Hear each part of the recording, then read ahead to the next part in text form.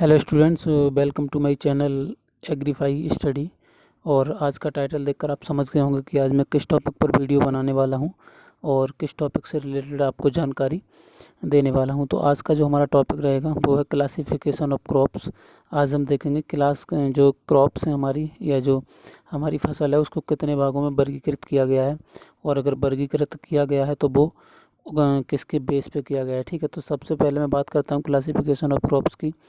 तो ये जो है दो भागों में बांटा गया है। ठीक है, उसका एक जो पहला भाग है वो है टैक्सोनॉमिक क्लासिफिकेशन ऑफ क्रॉप्स की, उनकी जो टैक्सोनॉमी है उसको ध्यान में रखते हुए तो उसके हिसाब से जो हमारी क्रॉप्स हैं उसको डिवाइड किया गया है। सबसे पहला ग्रुप है हमारा पोएसी ग्रेमनी, और ये जो हमारी ग्रास फैमिली के नाम से भी जानी जाती है। इसके अंतर्गत आपको cereals crop, sugar cane, napier and para grass crops जो है इसके अंतर्गत आती हैं।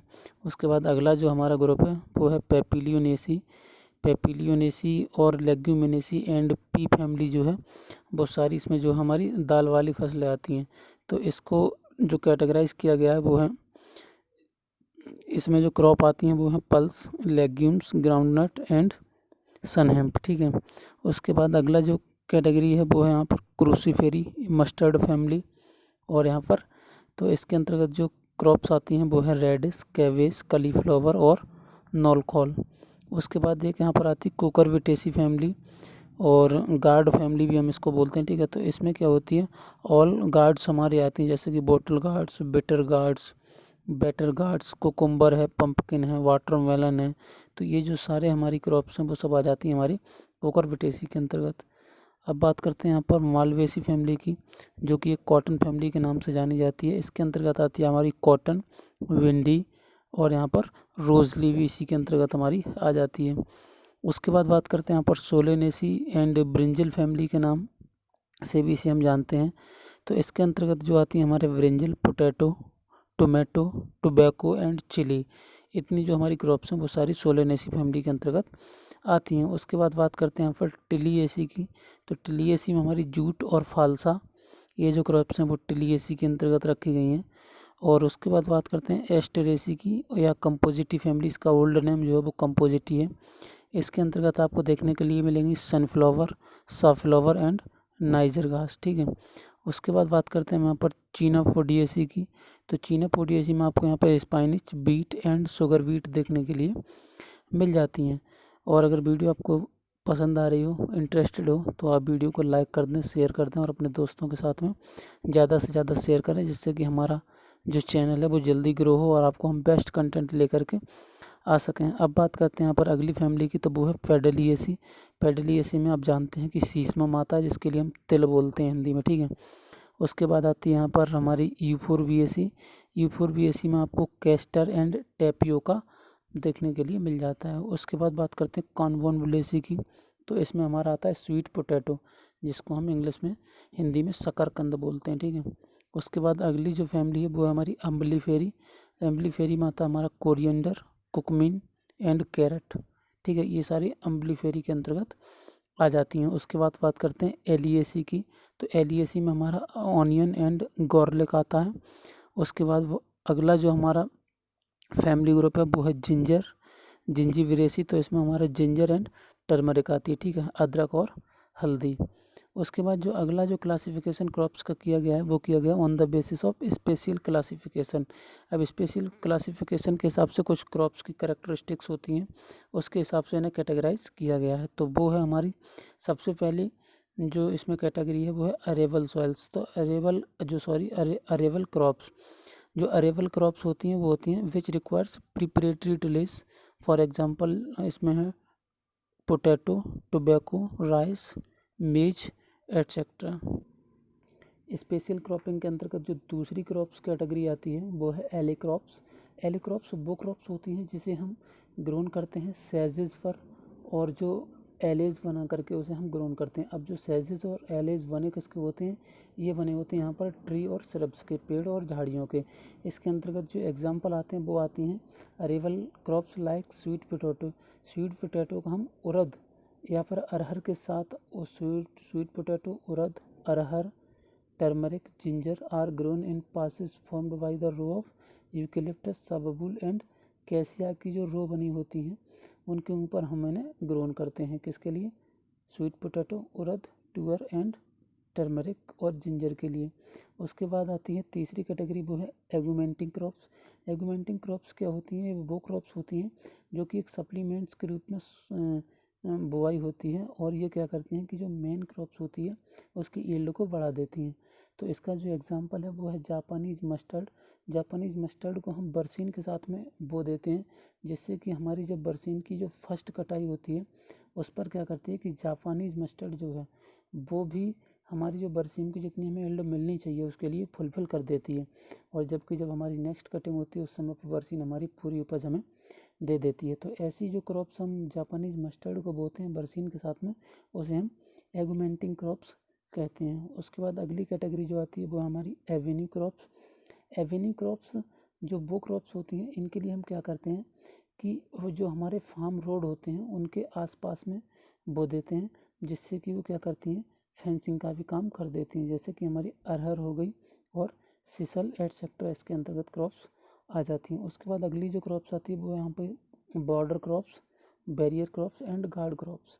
ये वो क्रॉप्स होती हैं जो कि हमारी जो मेन फसल होती है उसे प्रोटेक्ट करती हैं ट्रांसपासिंग ऑफ एनिमल्स, उसमें एनिमल्स को रोकने के लिए, and restrict the speed of wind, और विंड को भी, जो विंड की स्पीड होती है उसको भी कम करती हैं। ठीक है, तो ऐसी हम क्रॉप्स को क्या बोलते हैं? Border crops, guard crops and barrier crops.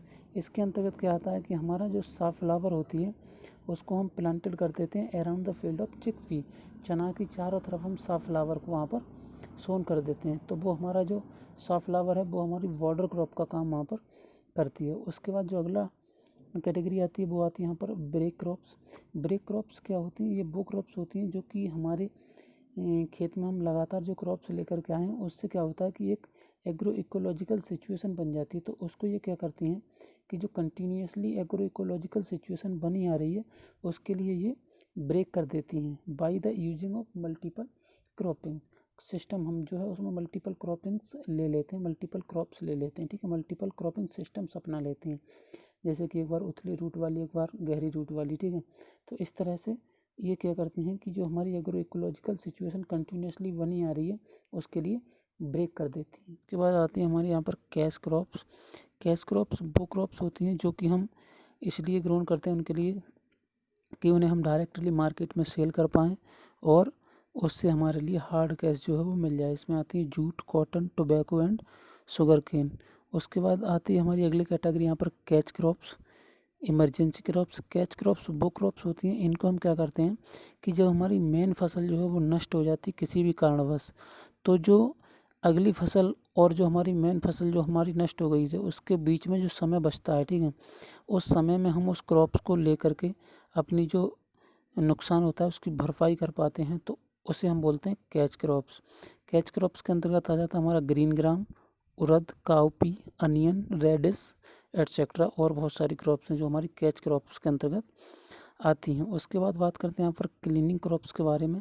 तो ये क्या होती हैं? ये हमारी एग्रोनॉमिकल प्रैक्टिसेस इसमें इस प्रकार से हम करते हैं जो कि ये उसको क्लीन कर देती हैं फील्ड के लिए। ठीक है, तो इसमें ऐसे पोटैटो है, मेज है एटसेट्रा, इनके लिए हमें कुछ एग्रोनॉमिकल जो प्रैक्टिसेस होती हैं वो ज़्यादा करनी पड़ती हैं, जिससे हमारा जो फील्ड है वो पूरी तरह से क्लीन हो जाता है। उसके बाद बात करते हैं यहाँ पर हम अगली की कैटेगरी की, तो वो आती है यहाँ पर कोल्ड क्रॉप्स। कोल्ड क्रॉप्स के अंतर्गत जितनी भी हमारी पत्ता गोभी, फूल गोभी, गांठ गोभी, नॉल कॉल, ब्रुसल स्प्राउट्स, ब्रोकली, ये सारी जो हमारी कोल्ड क्रॉप्स के अंतर्गत आती हैं। उसके बाद बात करते हैं यहाँ पर कंटूर क्रॉप्स की। कुछ क्रॉप्स क्या होती हैं वो कंटूर बना करके, हम जैसे पहाड़ों पर कंटूर बनाते हैं, कंटूर लाइन, उन पे हम उसे ग्रोन करते हैं जिससे कि हमारा जो कटाव है मिट्टी का वो रुक जाता है। ठीक है, उसके बाद कुछ क्रॉप्स होती हैं हमारी कॉमर्शियल क्रॉप्स। कॉमर्शियल क्रॉप्स क्या होती हैं? इन्हें हम ग्रो करते हैं जिससे कि हमें मोर मनी मिले। ठीक है, मार्केट में सेल करने के बाद में ज़्यादा से ज़्यादा हमें प्रॉफिट प्राप्त हो, इसी को हम बोलते हैं कॉमर्शियल क्रॉप्स। इसके अंतर्गत आ जाती हैं हमारी jute, cotton, tobacco, sugar cane etcetera. उसके बाद में कुछ होती है हमारी कवर क्रॉप्स। कवर क्रॉप्स को हम क्या करते हैं कि कवर क्रॉप्स को जानते हो आप, कवर का मतलब क्या है? वो हमारी मिट्टी को इस तरह से कवर करेंगी जिससे कि हमारी जो मिट्टी है वो उसमें इरोजन ना हो, ठीक है। बारिश के समय पर इरोजन हो जाता है तो वो नहीं होता है। अब वो उसे रोकने के लिए जो हम क्रॉप्स उगाते हैं उन्हें हम कवर क्रॉप्स बोलते हैं। तो उसमें हमारी आ जाती है लोबिया, ग्राउंडनट, उड़द और स्वीट पोटैटो एटसेट्रा। ठीक है। उसके बाद में यहाँ पर कुछ होती है हमारी कॉम्प्लीमेंट्री क्रॉप्स। कॉम्प्लीमेंट्री क्रॉप्स क्या होती हैं? ये वो क्रॉप्स होती हैं जो दूसरी क्रॉप्स को बेनिफिट देती हैं अगर हम उन्हें इंटरक्रॉपिंग में उगाते हैं तो। जैसे कि ज्वार प्लस लोबिया। ठीक है। तो यहाँ पर क्या करती है कि जो ज्वार होती है वो रिसीव करती है नाइट्रोजन फ्रॉम लोबिया से, एंड लोबिया रिक्वायर्ड सपोर्ट फ्रॉम ज्वार। तो जो एक दूसरे के लिए सहायता करती हैं, ठीक है, और एक दूसरे को कॉम्प्लीमेंट करती हैं। वो जो लोबिया है वो ज्वार को नाइट्रोजन देती है और जो ज्वार है वो लोबिया को सपोर्ट प्रदान करती है। उसके बाद बात करते हैं अगली कैटेगरी की, तो वो आती है यहाँ पर competitive crops. Such crops complete to each other and are not suitable for intercropping. ये क्या कहती हैं कि एक दूसरे से कंपीट करती हैं, ठीक है, और जो इंटरक्रॉपिंग के लिए सुटेबल नहीं है। जैसे कि दो सीरियल्स अगर आप ग्रोन कर लेंगे, जैसे कि अगर गेहूँ के साथ में ही आप उसी में अगर जौ भी बोल लेंगे, ठीक है, तो वो एक दूसरे से कंपीट करेंगे और इंटरक्रॉपिंग में बिल्कुल भी साथ नहीं देंगे। उसके बाद अगली क्रॉप आती है, वो आती है supplementary crops. Such crops are neither competitive nor complementary. जैसे मेज प्लस कुकुरबिट्स, ये जो है ना तो कम्पिटिटिव हैं और ना ही कम्प्लीमेंट्री हैं। मतलब इनसे ये किसी को ना नुकसान करेंगे और ना ही दूसरे को फ़ायदा पहुंचाएंगे। जैसे मेज प्लस कुकुरबिट्स हम उसमें कर लेते हैं। उसके बाद में यहाँ पर और बहुत सारी कैटेगरीज हैं, जैसे कि हमारी एक आती है exhaustive crops. Such crops leave the field exhaustive after growing, जैसे कि सीरियल्स जो होती हैं, ठीक है। उसके बाद कुछ एनर्जी क्रॉप्स होती हैं to obtain liquid energy such as ethanol and alcohol, जैसे कि शुगर कैन है, पोटैटो है, मेज है, ट्रपियोका है।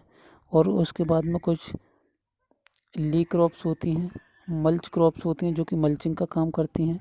ये क्या करती हैं कि जो सॉइल में मल्चिंग क्रॉप्स जो होती हैं वो सॉइल में मॉइस्चर कंजर्व करती हैं, ठीक है, और उसको बहुत लंबे समय तक बनाए रखती हैं, जैसा कि काउपी।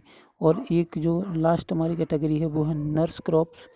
तो such crops helps in the nourishment of other crops by providing shade and acting as climbing sticks, जैसे कि राई इन पी में क्या करते हैं कि राई को बो देते हैं, ज्वार इन काउपी में ज्वार को बो देते हैं।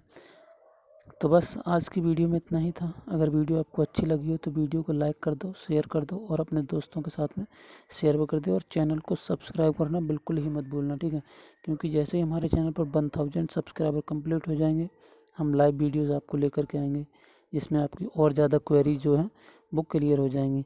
अभी ये केवल बेसिक है, आप बेसिक पर ध्यान दीजिए और लाइव वीडियो बाद में करते हैं तो बेसिक से एडवांस की तरफ भी हम लोग चले जाएंगे।